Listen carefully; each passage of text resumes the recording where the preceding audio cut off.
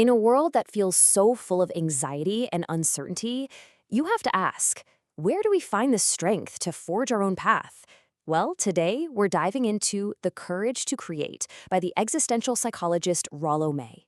It's an incredible book that argues creativity isn't just for artists. It's an absolutely essential act of courage for every single one of us.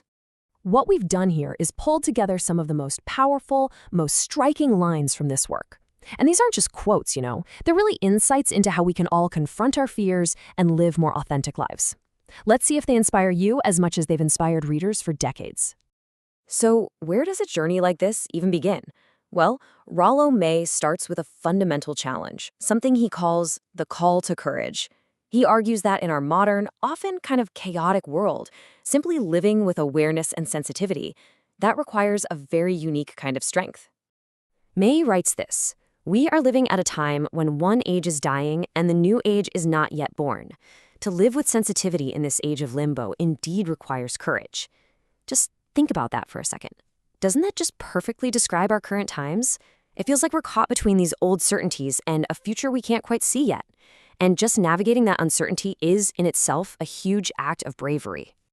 And what does that courage actually look like? While May makes it really clear, courage is not the absence of despair, it is rather the capacity to move ahead in spite of despair.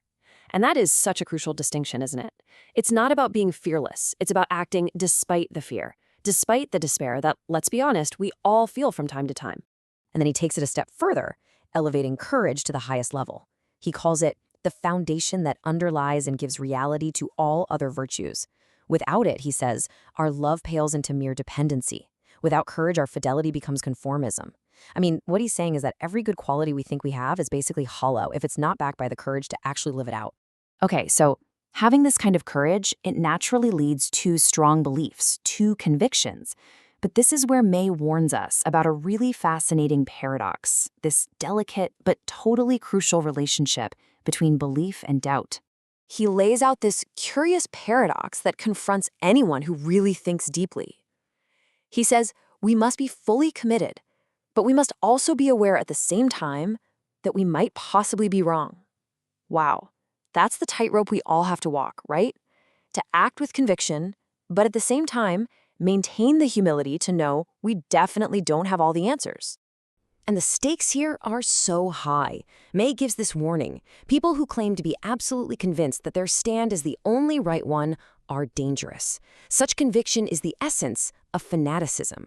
The moment we close ourselves off to the possibility of being wrong, we start to lose our humanity. We become rigid. So what's the solution then? How do we do this? May concludes that commitment is healthiest when it is not without doubt, but in spite of doubt. See, true strength isn't this blind certainty. It's choosing to believe and to act while fully acknowledging all the complexities and uncertainties of life. And that, right there, is an incredible act of courage. So let's just take a brief moment to let that sink in. The courage to act and the humility to doubt. This tension, this balance, it's really at the heart of what it means to be truly creative. And this balance between conviction and doubt brings us right to the core of the book, the creative struggle. See, for May, creativity isn't about making pretty things. It's a deep, profound battle with our own limitations, with society's expectations, and even with what he calls our inner demons. This all leads May to ask a central question that really drives the rest of his work. Why is creativity so difficult? And if it's such a positive force, why on earth does it require so much courage? He kicks things off with a pretty provocative idea from Picasso. Every act of creation is, first of all, an act of destruction. And it makes sense when you think about it. To create something new, whether that's a piece of art or just a new way of living your life, you first have to break down the old patterns, the old beliefs, the old forms. And that can be absolutely terrifying. May then takes this idea into the realm of myth, saying that creativity provokes the jealousy of the gods.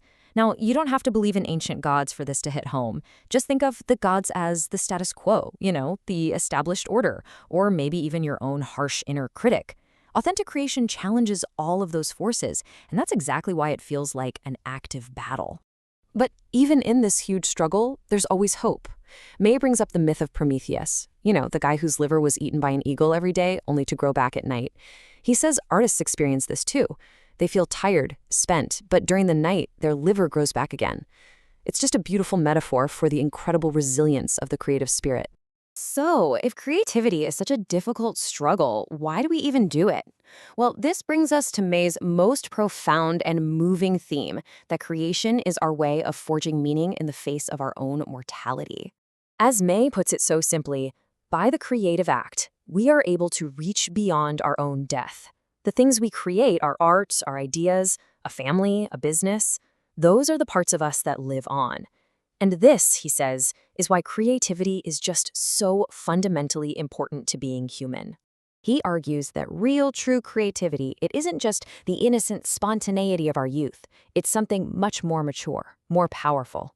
He says it must be married to the passion of the adult human being, which is a passion to live beyond one's death. It's a conscious rebellion against the fact that our time here is limited.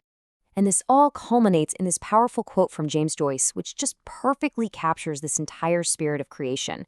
"Welcome, O life. I go to forge in the smithy of my soul the uncreated conscience of my race." I mean, that's the ultimate creative act, isn't it? To take all of your experiences, everything you've been through, and forge something new that actually contributes to the human story. In the end, it all just boils down to two simple but unbelievably profound concepts. This is mortality, this is eternity. Our mortal lives are finite, but through the courage to create, we can actually touch the eternal. Rollo May really challenges us not just to live, but to create, to find courage in our doubt, and to find purpose in our struggle. So, out of all these ideas, which one resonated most with you? Was there a quote that really hit home? Go ahead and share it in the comments below. Thank you so much for joining us on this exploration of the courage to create. Make sure you subscribe for more deep dives into timeless literary wisdom.